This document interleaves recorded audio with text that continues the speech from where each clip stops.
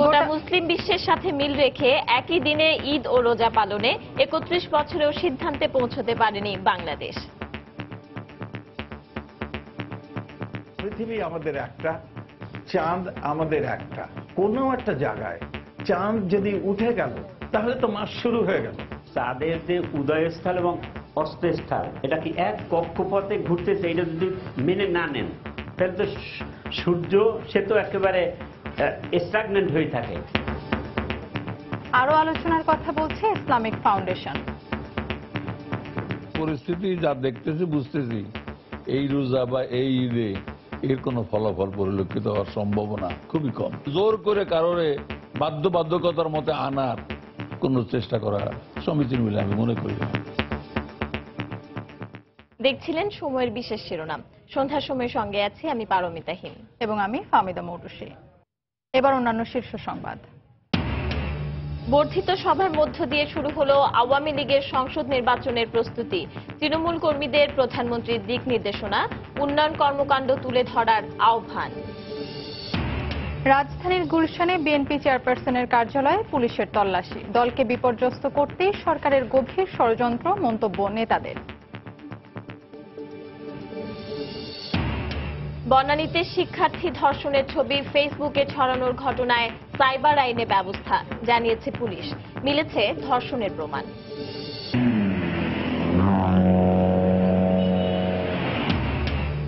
ছুটির দিনে রাজধানীতে বেপরোয়া গতিতে গাড়ি চালাচ্ছে কিশোররা, আতঙ্কে নগরবাসী। ব্যবস্থা নেওয়ার দায়সারা আশ্বাস পুলিশের। এবং প্রথম বিদেশ সফরে সৌদি আরবে মার্কিন প্রেসিডেন্ট ডোনাল্ড ট্রাম্প যোগ দেবেন আরব ইসলামিক আমেরিকান সামিটে। সফর গুরুত্বপূর্ণ, মন্তব্য বিশ্লেষকদের।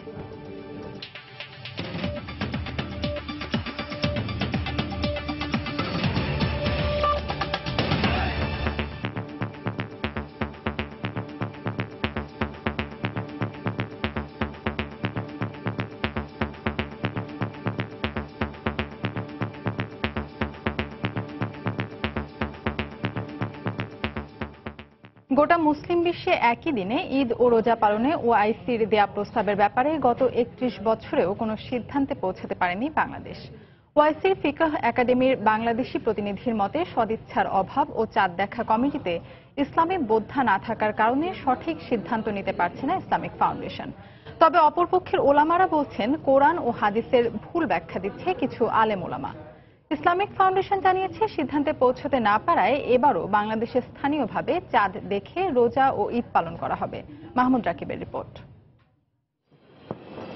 বিশ্বের যে কোনো দেশের আকাশে চাঁদ দেখা গেলে তার উপর ভিত্তি করেই একই তারিখে রোজা ও ঈদ পালন করতে ওআইসির প্রস্তাবের অনুসরণের জন্য বেশ কয়েক বছর ধরেই দাবি জানিয়ে আসছিলেন দেশের একটি মাযহাবের আলেম ওলামারা।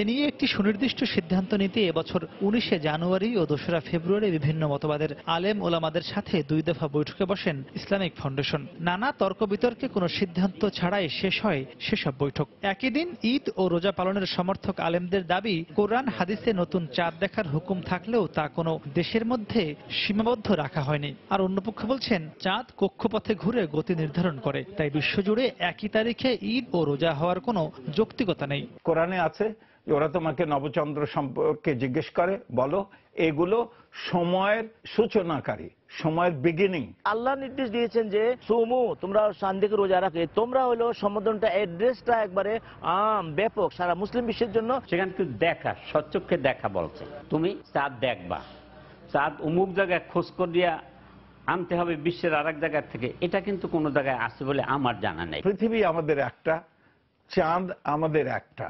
কোনো একটা জায়গায় চাঁদ যদি উঠে গেল তাহলে তো মাস শুরু হয়ে গেল। সূর্যের ছায়া দেখে আমরা নামাজ পড়ি না, আমরা তো ঘড়ি দেখে নামাজ পড়ি। আমরা তো বলি 1 মিনিট পরে ইফতার হচ্ছে, সেই মিনিটটা তো হচ্ছে সায়েন্টিফিক বেসিস। তো আমরা কেন এটা নেব না? চাঁদ তো একটাই, কিন্তু চাঁদের যে উদয়স্থল এবং অস্তস্থল এটা কি এক কক্ষপথে ঘুরতেছে, এটা যদি মেনে না নেন তাহলে তো সূর্য সে তো একেবারে স্ট্যাগন্যান্ট হয়ে থাকে। একই তারিখে ঈদ ও রোজা পালন না করে সরকার ওআইসির প্রস্তাব উপেক্ষা করার পাশাপাশি তাদের অজ্ঞতার পরিচয় দিচ্ছে বলে দাবি এই মতের পক্ষের আলেম ওলামাদের। তবে চাঁদ দেখে ঈদ ও রোজা পালনকারী ওলামাদের দাবি ওআইসির নির্দেশনার ভুল ব্যাখ্যা দিচ্ছে একটি পক্ষ। চাঁদ দেখা কমিটির মধ্যে ওই ধরনের কোনো আলেম রাখা হয় না যারা চাঁদ দেখার কমিটিকে বুঝাতে পারে। মাননীয় প্রধানমন্ত্রী যদি একটু নির্দেশ দেন চাঁদ দেখা কমিটিকে যে তোমরা দেশের মধ্যে চাঁদের কথা বলো না, তোমরা কোন জায়গায় আশেপাশে কোথায় চাঁদ দেখা গেছে সেটা বলো। মুষ্টিমেয়র জন্য সংখ্যাগরিষ্ঠ লোকের উপরে আঘাত করলেও তো এটা মানবে না কেউ। কোরআন হাদিসের ব্যাখ্যা যদি আমি উল্টা করতে যাই, সে দায় দায়িত্ব কে নিবে? যে ব্যাখ্যা দিবেন তারই নিতে হবে। এ বিষয়ে ইসলামিক ফাউন্ডেশন বলছে 1400 বছরের নিয়ম ভেঙে নতুন কিছু করতে হলে তা কোরআন হাদিসের আলোকে আরো বিস্তারিত আলোচনা ছাড়া সম্ভব নয়। পরিস্থিতি যা দেখতেছি বুঝতেছি এই রোজা বা এই ঈদে এর কোনো ফলাফল পরিলক্ষিত হওয়ার সম্ভাবনা খুবই কম। জোর করে কারোরে বাধ্যবাধকতার মতে আনার কোনো চেষ্টা করা সমীচীন বলে আমি মনে করি না। ভারতীয় উপমহাদেশ ছাড়া এই মুহূর্তে বিশ্বের সব মুসলিম দেশ একই তারিখে রোজা ও ঈদ পালন করছে বলে জানিয়েছে ওআইসির বাংলাদেশি প্রতিনিধি মাহমুদ রাকিব, সময় সংবাদ, ঢাকা। প্রধানমন্ত্রী শেখ হাসিনা বলেছেন, মানুষের জীবনমান উন্নয়নের যে স্বপ্ন বঙ্গবন্ধু শেখ মুজিবুর রহমান দেখেছিলেন সেই স্বপ্ন বাস্তবায়ন না হওয়া পর্যন্ত আওয়ামী লীগ নেতাকর্মীদের কোনো বিশ্রাম নেই। সকালে গণভবনে দলের বিশেষ বর্ধিত সভায় বক্তব্য রাখেন তিনি। এ সময় প্রধানমন্ত্রী বলেন, নৌকা মার্কায় ভোট দিলে দেশের উন্নয়ন হয় তা জনগণের কাছে তুলে ধরতে হবে। তিনি আরো বলেন, বিএনপি আওয়ামী লীগের পথ অনুসরণ করে ভিশন 2030 ঘোষণা করেছে।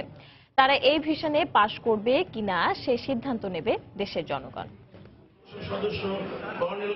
গেল বছরের অক্টোবরে ঘটা করে জাতীয় সম্মেলনের পর এই প্রথম দলটির বিশেষ বর্ধিত সভার আয়োজন করল ক্ষমতাসীন দল আওয়ামী লীগ। দলীয় সভাপতি ও প্রধানমন্ত্রী শেখ হাসিনার সভাপতিত্বে গণভবনে এই সভায় অংশ নেয় দলের কার্যনির্বাহী সংসদ, উপদেষ্টা পরিষদ ও জেলা ইউনিটের নেতারা। বিশেষ এই সভায় কেন্দ্র ও প্রান্তের নেতাদের আগামী নির্বাচনের জন্য প্রস্তুত হতে দলীয় বিভিন্ন সিদ্ধান্ত ও দিক নির্দেশনা দিয়ে বক্তব্য দেন আওয়ামী লীগ সভাপতি শেখ হাসিনা। তিনি বলেন, নৌকা জনগণের মার্কা। আওয়ামী লীগের উন্নয়ন গাথা মানুষের কাছে তুলে ধরতে হবে নেতাকর্মীদের। নৌকা মার্কা, এ মার্কা হচ্ছে বাংলার জনগণের মার্কা, যে মার্কা হচ্ছে গ্রামগঞ্জের মার্কা। এই মার্কায় ভোট দিয়েই বাংলার জনগণ স্বাধীনতা পেয়েছে। কাজে যখনই নৌকা এসেছে মানুষের কল্যাণ হয়েছে, সেই কল্যাণ করার দায়িত্ব আপনাদের, আমাদের সকলের। বিগত সরকারগুলোর দেশ পরিচালনার সমালোচনা করে শেখ হাসিনা বলেন, বিএনপি তিনবার ক্ষমতায় থেকেও কোনো ভিশন বা উন্নয়ন লক্ষ্যমাত্রা দেশবাসীকে দিতে পারেনি। আওয়ামী লীগের পথ অনুসরণ করেই তারা ভিশন ঘোষণা করেছে। আজকে বাংলাদেশ বিশ্বের কাছে উন্নয়নের রোল মডেল। এটা এমনি এমনি হয়নি, কারণ আমরা ঘুমিয়ে ঘুমিয়ে দেশ চালাই না। একটা কথা মনে রাখবেন যে এই বিএনপি, এদের মধ্যে কোনো মানবতা বোধ নেই। এদের রাজনীতি হচ্ছে লুটে খাওয়া রাজনীতি। তারা দাবি করে তিনবার তারা ক্ষমতায় ছিল, কিন্তু আমরা কোনোদিন তাদের মুখ থেকে শুনিনি যে ভিশন নামে কোনো দিক নির্দেশনা জাতির সামনে উপস্থাপন করেছে। আমরা দিয়েছি বলেই তারা দিয়েছে। যাই হোক, মানুষ তো মানুষের কাছ থেকেই শেখে। জনগণের পাশে থেকে কল্যাণ নিশ্চিত করাই আওয়ামী লীগের মূল লক্ষ্য উল্লেখ করে তিনি আরো বলেন, কেন্দ্র থেকে দেশের উন্নয়নে নেয়া কোনো পদক্ষেপ বাস্তবায়নে যাতে অনিয়ম না হয় সেদিকেও সবাইকে খেয়াল রাখতে হবে। ক্ষমতা হচ্ছে দায়িত্ব পালন করবার একটা সুযোগ। কাজে এই সুযোগটা প্রতিটি মুহূর্ত জনগণের কল্যাণে আমাদের ব্যয় করতে হবে। এর আগে আমাদের কোনো বিশ্রাম নাই। মানুষ জানলেও মানুষকে মনে করিয়ে দিতে হবে যেটা আপনাকে আওয়ামী লীগ দিয়েছে, আওয়ামী লীগ সরকার দিয়েছে। এরপর দলের ঘোষণাপত্রের মোড়ক উন্মোচন করেন সভাপতি। সবশেষ সজীব ওয়াজেদ জয়ের পক্ষ থেকে প্রতিটি জেলা ইউনিটের জন্য ল্যাপটপ নেতাদের হাতে তুলে দেন প্রধানমন্ত্রী শেখ হাসিনা। দেবাশিস রায়, সময় সংবাদ, ঢাকা। রাজধানীর গুলশানে বিএনপি চেয়ারপারসনের কার্যালয়ে তল্লাশি চালিয়েছে পুলিশ। প্রায় 2 ঘণ্টা ব্যাপী তল্লাশি অভিযানে কোনো কিছু না পেয়ে ফিরে যায় আইন শৃঙ্খলা রক্ষা বাহিনী। এ ঘটনার তীব্র নিন্দা ও প্রতিবাদ জানিয়ে কার্যালয়ের সামনে বিক্ষোভ করেছেন বিএনপির নেতাকর্মীরা। দলের শীর্ষ নেতারা জানান, বিএনপি নেত্রীকে মানসিকভাবে বিপর্যস্ত করতেই সরকারের গভীর ষড়যন্ত্রের অংশ হিসেবে এই অভিযান চালানো হয়েছে। এদিকে বিএনপি চেয়ারপারসনের কার্যালয়ে তল্লাশি প্রতিবাদে কাল সারা দেশে বিক্ষোভ কর্মসূচির ঘোষণা দিয়েছে দলটি। শনিবার সকাল 7:30টায় বিএনপি চেয়ারপারসনের গুলশান কার্যালয়ে তল্লাশি শুরু করে পুলিশ। এ সময় কার্যালয়ের সামনে এবং আশপাশের রাস্তায় অতিরিক্ত পুলিশ মোতায়েন করা হয়। এর মধ্যেই সকাল 8:50 কার্যালয়ে উপস্থিত হন দলের সিনিয়র যুগ্ম মহাসচিব রুহুল কবির রিজভী। পরে পুলিশের সঙ্গে কথা বলে ভেতরে প্রবেশ করেন তিনি। সকাল 9:30টায় তল্লাশি শেষে বেরিয়ে যান পুলিশ কর্মকর্তারা। তাৎক্ষণিক এ বিষয়ে কিছু না জানালেও ফোনে গুলশান থানার ওসি আবু বকর সিদ্দিক জানান, আদালতের সার্চ ওয়ারেন্টের ভিত্তিতেই চালানো হয় এই অভিযান। তবে এটাকে গণতন্ত্রের রীতিবিরোধী উল্লেখ করে বিএনপি নেতা রুহুল কবির রিজভী জানান, অজ্ঞাতনামায় একটি সাধারণ ডায়েরির ভিত্তিতে এই তল্লাশি চালিয়েছে পুলিশ। কারো অজ্ঞাতনামা জিডির ভিত্তিতে পুলিশ ম্যাজিস্ট্রেটের একটি ওয়ারেন্ট নিয়ে এখানে ঢুকে পড়েছে। তো এটা করেছেন একেবারে বেআইনিভাবে, অন্যায়ভাবে। তারা বলেছে যে এখান থেকে আমরা কিছু পাইনি। পরে একে একে কার্যালয়ে আসতে থাকেন বিএনপির স্থায়ী কমিটির সদস্য নজরুল ইসলাম খান ও গয়েশ্বর চন্দ্র রায় সহ দলের শীর্ষ নেতারা। সাংবাদিকদের তারা জানান, এ বিষয়ে দলের পক্ষ থেকে নেওয়া হবে আইনি ব্যবস্থা। এই ধরনের কর্মকাণ্ড চলতে থাকলে তাহলে আমাদেরকে অবশ্যই রাজপথে তা মোকাবেলা করতে হবে, এর প্রতিবাদ জানাতে হবে। আমরা সন্দেহ করতেছি আর কি যে তারা আমাদেরকে বিপদাপন্ন করার জন্য তারা এখানে কিছু রেখে গেছে কিনা। আইনের বিধান না মেনে তারা এই তদন্তটা করেছে, সুতরাং এই বিষয়ে আমরা আইনগত পদক্ষেপ গ্রহণ করব। দুপুর পর্যন্ত গুলশান কার্যালয়ের সামনে বিক্ষোভ করেন দলের নেতাকর্মীরা। তল্লাশির প্রতিবাদে রোববার সারা দেশে বিক্ষোভ কর্মসূচিরও ঘোষণা দেয় বিএনপি। এদিকে নয়াপল্টনের কেন্দ্রীয় কার্যালয়ের সামনে থেকে বিএনপির 5 নেতাকর্মীকে আটক করে পুলিশ। বেলায়েত হোসাইন, সময় সংবাদ, ঢাকা। এদিকে বিএনপি চেয়ারপারসন বেগম জিয়ার কার্যালয়ে তল্লাশির নিন্দা জানিয়েছেন মহাসচিব মির্জা ফখরুল ইসলাম আলমগীর। তিনি বলেন, এই ঘটনায় প্রমাণিত হয় দেশে গণতন্ত্র নেই। সকালে ঠাকুরগাঁওয়ে নিজ বাসভবনে সাংবাদিকদের সঙ্গে কথা বলেন তিনি। চেয়ারপারসনের কার্যালয়ে যিনি 3 বার প্রধানমন্ত্রী ছিলেন, তার কার্যালয়ে পুলিশি হামলা অত্যন্ত ন্যাক্কারজনক। আমরা তীব্র নিন্দা জানাচ্ছি যে বাংলাদেশ এখন সম্পূর্ণ গণতন্ত্রবিহীন একটি রাষ্ট্রে পরিণত হয়েছে।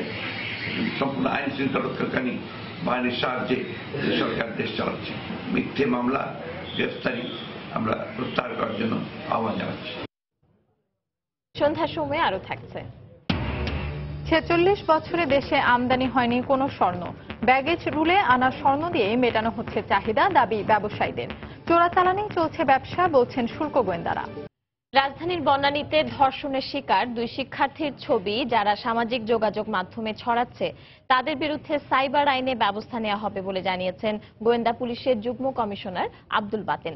সকালে ডিএমপি মিডিয়া সেন্টারে সাংবাদিকদের এক প্রশ্নের জবাবে তিনি কথা জানান। তিনি বলেন, ধর্ষণ মামলার অন্যতম আসামি নাইম আশরাফের রিমান্ড শেষ হলেই পরবর্তী আইনি পদক্ষেপ নেওয়া হবে।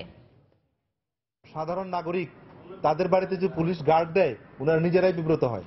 তারপরে অবশ্যই কোর্টের আদেশ যেটা করেছে আমরা তাদের নিরাপত্তা বিধান করব, এবং আপনি যে বিষয়গুলি বলছেন যেটা সাইবার ক্রাইমকে আমরা অবহিত করব, এবং এই ধরনের এই বিষয়গুলো যদি হয়ে থাকে যারা করছে তাদের বিরুদ্ধে ব্যবস্থা নেওয়া হবে। নাইম আশরাফ যখন চলে যাবে তারপরেই আমরা ক্লিয়ার হয়ে যাব। ক্লিয়ার হয়ে গেছি অলরেডি, আমাদের আর কোনো আনক্লিয়ার কিছু নাই। ছুটির দিনে রাজধানীর বিভিন্ন সড়কে প্রাইভেট কার নিয়ে বেপরোয়া গাড়ি চালানোয় মেতে উঠেছে কিশোররা। এতে প্রায়ই ঘটছে দুর্ঘটনা। এর সঙ্গে ব্যস্ত রাস্তায় যুবকদের একটি গ্রুপের কার রেসিং খেলার কারণে আতঙ্ক ছড়াচ্ছে নগরবাসীর মধ্যে।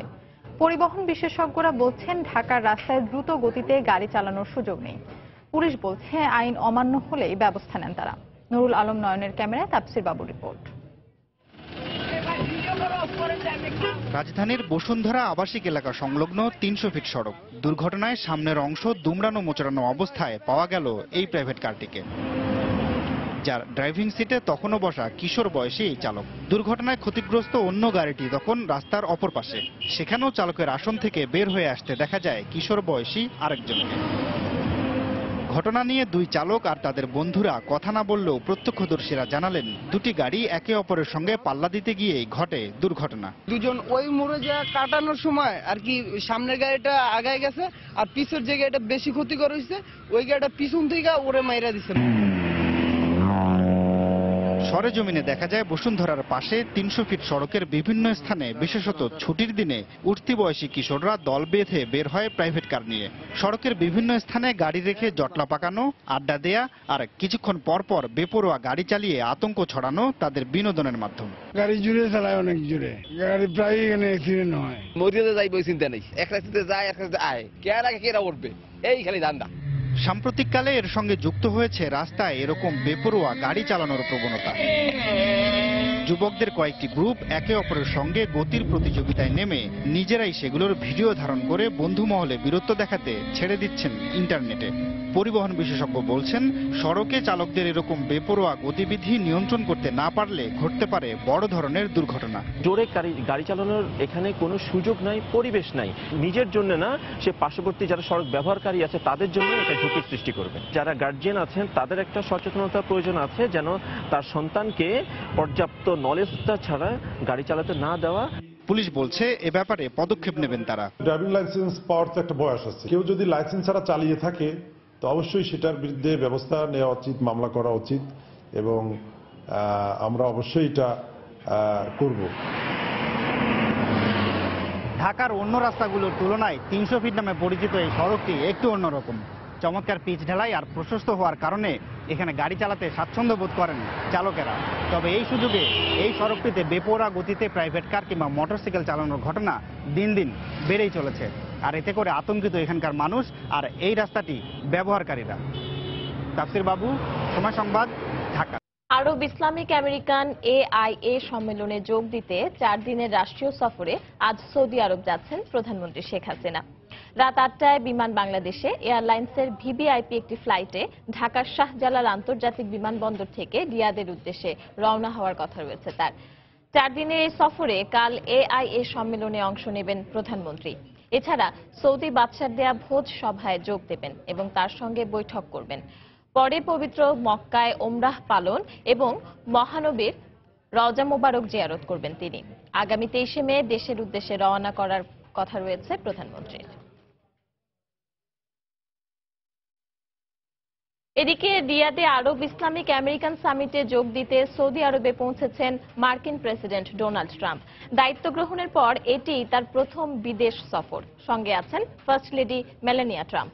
শনিবার রিয়াদের কিং খালিদ আন্তর্জাতিক বিমানবন্দরে তাদের উষ্ণ অভ্যর্থনা জানান সৌদি বাদশাহ সালমান বিন আব্দুল আজিজ।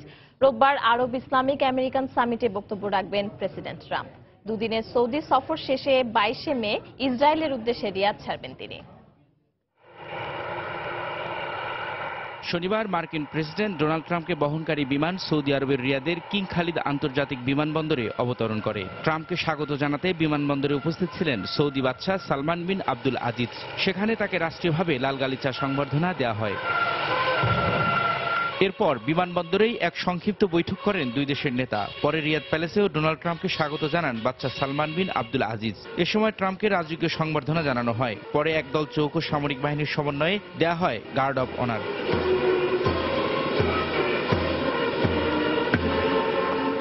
এছাড়া আগামীকাল আরব ইসলামিক আমেরিকান সামিটে যোগ দিয়ে বক্তব্য রাখবেন ট্রাম্প। দেখা করবেন 50টিরও বেশি মুসলিম দেশের নেতাদের সঙ্গে। ট্রাম্পের এই সফরের মধ্য দিয়ে রিয়াদ ওয়াশিংটন সহযোগিতার সম্পর্ক আরও জোরদার করা হবে বলে আশা করছে সৌদি আরব। ট্রাম্পের সফরকে কেন্দ্র করে সৌদি আরব জুড়ে ব্যাপক নিরাপত্তা জোরদার করা হয়েছে। এরই মধ্যে মার্কিন প্রেসিডেন্টের এ সফরকে ঐতিহাসিক বলে আখ্যা দিয়েছে সৌদি গণমাধ্যমগুলো। আপনি যদি গত কয়েকদিন গণমাধ্যমের খবর লক্ষ্য করে থাকেন, দেখবেন এ বিষয়ে ব্যাপকভাবে প্রচারণা চালানো হচ্ছে। আমি মনে করি ট্রাম্পের সফরের মাধ্যমে দুই দেশের সম্পর্কে আবারও গতি ফিরে পাবে। রিয়াদ শুধু সৌদি আরবের রাজধানী নয়, এটি আরব ও মুসলিম বিশ্বের রাজধানী। কূটনৈতিক অভিজ্ঞতাবিহীন প্রেসিডেন্ট ট্রাম্পের জন্য এ সফরকে একটি গুরুত্বপূর্ণ পরীক্ষা হিসেবে দেখছেন রাজনৈতিক বিশ্লেষকরা। তারা বলছেন, চলমান রাজনৈতিক প্রেক্ষাপটে ট্রাম্পের প্রথম রাষ্ট্রীয় সফর কোনো বিপর্যয় ছাড়া উতরে যেতে পারলে তা ট্রাম্পের সফলতা হিসেবে গণ্য হবে। 2 দিনের সৌদি আরব সফর ছাড়াও ইসরায়েল, বেলজিয়াম, ভ্যাটিকান সিটি ও ইতালির সিসিলি দ্বীপে যাওয়ার কথা রয়েছে ট্রাম্পের।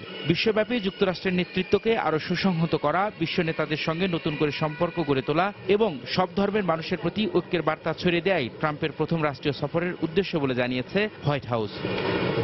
রবিউল ইসলাম আওলাদ, সময় সংবাদ। সন্ধ্যার সময় আরো থাকছে। সপ্তাহ খানেকের মধ্যে পাকতে শুরু করবে রাজশাহীর আম। বাগানে বাগানে চলছে শেষ মুহূর্তের পরিচর্যা। জাতভেদে আম নামানোর ভিন্ন ভিন্ন সময় নির্ধারণে খুশি চাষিরা। চট্টগ্রামে নিয়ন্ত্রণ হারিয়ে মাইক্রোবাস পুকুরে পড়ে এক নারীসহ 3 জনের মৃত্যু হয়েছে, আহত হয়েছেন 9 জন। সকালে সীতাকুণ্ডের কুমিরায় এ দুর্ঘটনা ঘটে। পুলিশ জানায়, চট্টগ্রামের বাকলিয়া থেকে এক আত্মীয়ের জানাজায় অংশ নিতে মাইক্রোবাসে করে মিরসরাইয়ে যাচ্ছিলেন 11 জন। পথে কুমিরা এলাকায় নিয়ন্ত্রণ হারিয়ে মাইক্রোবাসটি পাশের একটি পুকুরে পড়ে যায়। এতে ঘটনাস্থলে মাইক্রোবাসের 2 জন যাত্রী ও মনিকা রানী নামে এক পথচারী নিহত হন। আহত হন 9 জন। খবর পেয়ে ফায়ার সার্ভিস কর্মীরা ঘটনাস্থল থেকে আহতদের উদ্ধার করে চট্টগ্রাম মেডিকেল কলেজ হাসপাতালে ভর্তি করেন। এর মধ্যে 3 জনের অবস্থা আশঙ্কাজনক বলে জানিয়েছেন চিকিৎসক।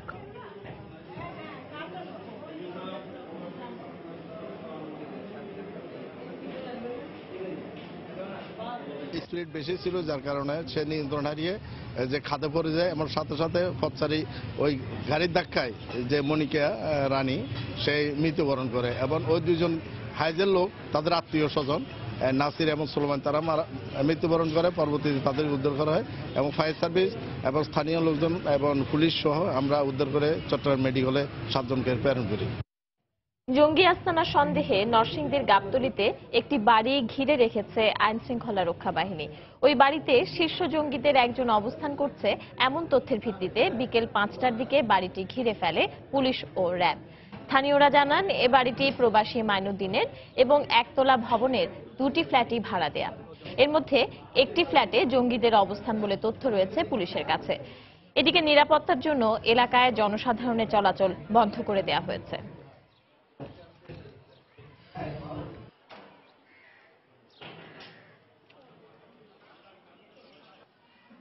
স্বাধীনতা পরবর্তী 46 বছরে দেশে ব্যাংকের মাধ্যমে ঋণপত্র খুলে কোনো স্বর্ণ আমদানি হয়নি। এমনকি শুল্ক পরিশোধ করে ব্যাগেজ রুলে আনা স্বর্ণের পরিমাণও একেবারেই কম। অথচ দেশের ছোট বড় 40,000-এর বেশি ব্যবসায়ী বছরে হাজার কোটি টাকার স্বর্ণ বেচাকেনা করছে। শুল্ক গোয়েন্দা কর্তৃপক্ষের দাবি, চোরাচালানের মাধ্যমে আনা স্বর্ণ দিয়ে দেশের বাজারের চাহিদা মেটানো হচ্ছে। বিস্তারিত জানাচ্ছেন কমল দে। দক্ষিণ এশিয়ায় ভারতের পর স্বর্ণ ব্যবহারকারী দেশ হিসেবে বাংলাদেশকে চিহ্নিত করা হয়। স্বর্ণ আমদানির ক্ষেত্রে বাংলাদেশে সুস্পষ্ট বিধিমালাও রয়েছে।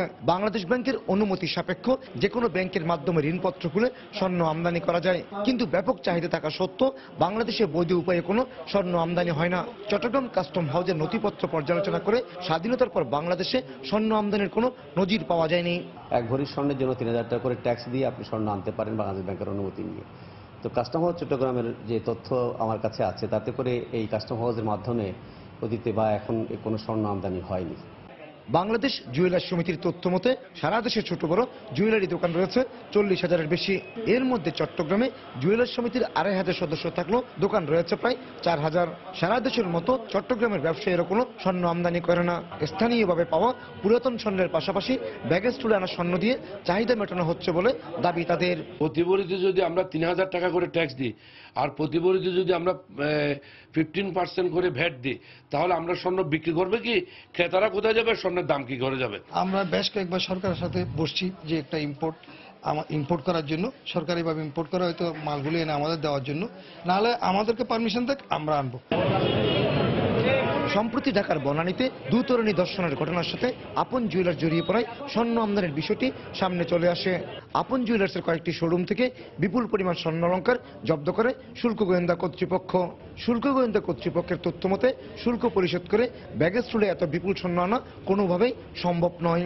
আমদানির ক্ষেত্রে এই ধরনের কোনো বিধিমালা বা বিধান নেই, তবে একটাই শর্ত আছে যে বাংলাদেশ ব্যাংকের পূর্ব অনুমতি সাপেক্ষে আমদানি করতে পারবে। স্বর্ণ কন্টেইনারে আমদানি হয় না, এটা নরমালি আমদানি হলে হবে হচ্ছে এয়ারপোর্টের মাধ্যমে। বিভিন্ন সময় স্বর্ণের চালান সহ আটককৃতরা জানিয়েছে, মূলত মধ্যপ্রাচ্যের বিভিন্ন দেশ কাতার, কুয়েত এবং আরব আমিরাত থেকে আকাশপথে চোরাচালানের মাধ্যমে স্বর্ণের বার বাংলাদেশে প্রবেশ করে। ঢাকা এবং চট্টগ্রাম বিমানবন্দর হলো এদের প্রধান রুট। বিমানবন্দর অতিক্রমের পর কয়েক হাত ঘুরে সেগুলো চলে যায় মূল স্বর্ণ ব্যবসায়ীদের কাছে। কমল দে, সময় সংবাদ, চট্টগ্রাম। রাজশাহীর আম বাগানগুলোতে এখন মৌ মৌ করছে টক মিষ্টি গন্ধ। সপ্তাহ খানেকের মধ্যেই পুরোপুরি পাকতে শুরু করবে সুস্বাদু হরেক জাতের আম। স্থানীয় প্রশাসন জাতভেদে আম নামানোর ভিন্ন ভিন্ন সময় নির্ধারণ করায় খুশি চাষিরা। বাগানে বাগানে চলছে আমের শেষ মুহূর্তের পরিচর্যা। প্রাকৃতিকভাবে আম পাকার সময় মেনে খাওয়ার পরামর্শ ফল গবেষকদের। হাবিবুর রহমান পাপ্পুর ছবিতে রিপোর্ট করেছেন রাকিবুল হাসান। চাষিদের যত্নে মধুমাস জ্যৈষ্ঠের শুরুতেই গাছে গাছে রাঙিয়ে উঠছে আম। থোকা থোকা সবুজ কাঁচা এই আমে প্রাণ জুড়াবে যে কারো।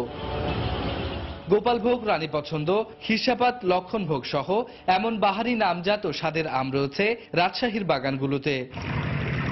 ফল গবেষণা কেন্দ্র বলছে, মে মাসের শেষ সপ্তাহে দুটি ও প্রাকৃতিক উপায়ে পরিপুষ্ট অধিকাংশ জাতের আম সংগ্রহ হবে জুনের প্রথম সপ্তাহে। তাই আমে কৃষকের সঠিক মূল্য ও ভোক্তার অধিকার নিশ্চিতে আম নামাতে এলাকাভিত্তিক সময় নির্ধারণ করেছে জেলা প্রশাসন। কৃষকরা মেসিউট আমটা পারতে পারছে এবং বাজারে সঠিক সময় তারা ছাড়ছে। অসময়ে যে আমি ইচ্ছা করলো এখন দাম ধরার জন্য আমি একটা ইমেসিউট আম, আমি অপরিপক্ক একটা আম পারবো, এতে ওষুধ প্রয়োগ করে পাকাই বাজার, এটি করা হয় নাই।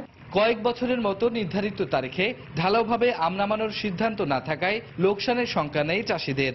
তাই এবছর এলাকাভিত্তিক সময় নির্ধারণে আম থেকে লাভের আশা বেশি করছেন চাষিরা।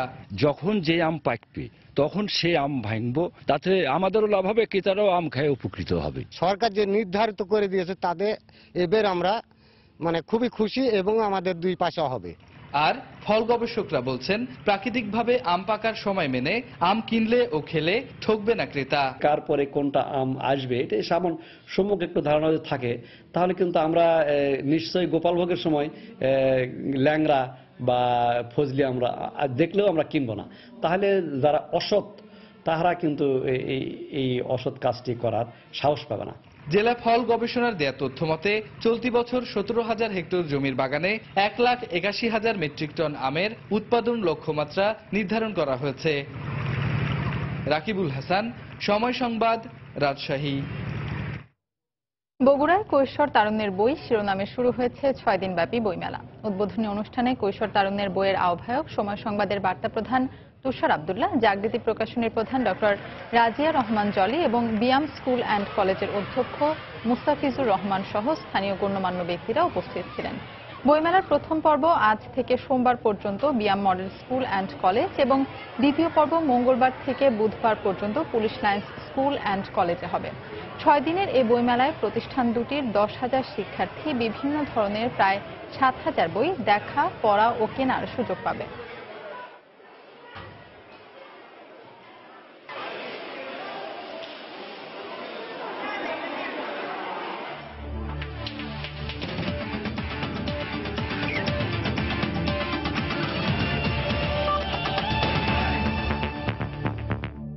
ঢাকা প্রিমিয়ার লিগের খবর। ফতুল্লায় পার্টেক্স স্পোর্টিং ক্লাবকে 5 উইকেটে হারিয়েছে লিজেন্ডস অফ রূপগঞ্জ। আগে ব্যাট করে 9 উইকেটে 272 রান করে পার্টেক্স। জবাবে রাজা আলী ও মাহমুদুল হাসানের 50-তে 4 বল হাতে রেখে লক্ষ্যে পৌঁছে যায় রূপগঞ্জ। খান সাহেব ওসমান আলী স্টেডিয়ামে টস জিতে ব্যাট করতে নেমে উদ্বোধনী জুটিতে 76 রান পায় পার্টেক্স। জনি তালুকদার ফেরেন 18 রানে। যতীন সাক্সেনা ও সাজ্জাদের 50 বড় স্কোরের ভিত এনে দেয় পার্টেক্সকে। অল্পের জন্য সেঞ্চুরি মিস করা সাক্সেনা আউট হন 91 রানে। তবে শেষ দিকের ব্যাটসম্যানরা তেমন অবদান রাখতে না পারায় নির্ধারিত ওভারে পার্টেক্সের সংগ্রহ দাঁড়ায় 272 রান। জবাবে 22 রানে 2 ওপেনারকে হারিয়ে কিছুটা চাপে পড়ে রূপগঞ্জ। তবে রাজা আলী ও মাহমুদুল হাসানের তৃতীয় উইকেটে 182 রানের জুটি জয়ের পথ সহজ করে দেয় নাইম ইসলামের দলের। রাজা আলী আউট হন 99 রানে। অধিনায়ক নাইম ইসলাম 36 রানে অপরাজিত থেকে 5 উইকেটে দলের জয় নিশ্চিত করেন। জয় পেলেও সুপার লিগ নিশ্চিত নয় রূপগঞ্জের। 11 খেলায় 12 পয়েন্ট নিয়ে টেবিলের 7ম স্থানে আছে রূপগঞ্জ। সুপার লিগে খেলার জন্য তাদের তাকিয়ে থাকতে হবে আগামীকালের শেখ জামাল ও মোহামেডানের ম্যাচের দিকে। সন্ধ্যার সময় এই পর্যায়ে শীর্ষ সংবাদ জানিয়ে দিচ্ছি আরেকবার। গোটা মুসলিম বিশ্বের সাথে মিল রেখে একই দিনে ঈদ ও রোজা পালনে 31 বছরেও সিদ্ধান্তে পৌঁছতে পারেনি বাংলাদেশ। আরও আলোচনার কথা বলছে ইসলামিক ফাউন্ডেশন। বর্ধিত সভার মধ্য দিয়ে শুরু হলো আওয়ামী লীগের সংসদ নির্বাচনের প্রস্তুতি। তৃণমূল কর্মীদের প্রধানমন্ত্রীর দিক নির্দেশনা, উন্নয়ন কর্মকাণ্ড তুলে ধরার আহ্বান। গুলশানে বিএনপি চেয়ারপারসনের কার্যালয়ে পুলিশের তল্লাশি। দলকে বিপর্যস্ত করতেই সরকারের গভীর ষড়যন্ত্র, মন্তব্য নেতাদের। প্রতিবাদে কাল সারা দেশে বিক্ষোভের ঘোষণা।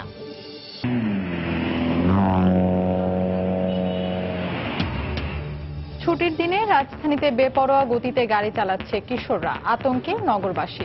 ব্যবস্থা নেওয়ার দায়সারা আশ্বাস পুলিশের। এবং প্রথম বিদেশ সফরে সৌদি আরবে মার্কিন প্রেসিডেন্ট ডোনাল্ড ট্রাম্প যোগ দেবেন আরব ইসলামিক আমেরিকান সামিটে। সফর গুরুত্বপূর্ণ, মন্তব্য বিশ্লেষকদের। এই ছিল সন্ধ্যার সময়। যে কোনো খবর পেতে ভিজিট করুন সময় নিউজ.টিভি। সঙ্গে থাকুন সময়।